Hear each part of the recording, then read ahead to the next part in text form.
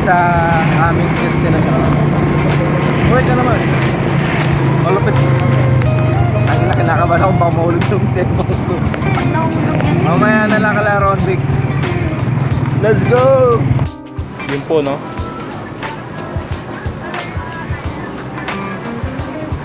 Eh, mamontage ko po to.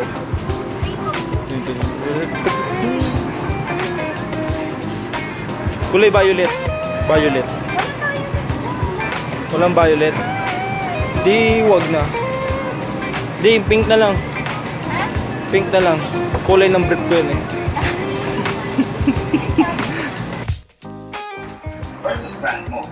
So, yun po, no?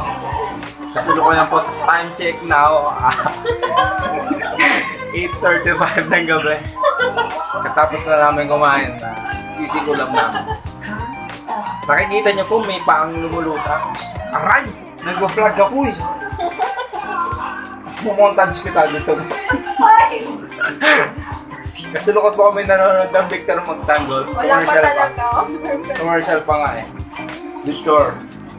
Baka naman.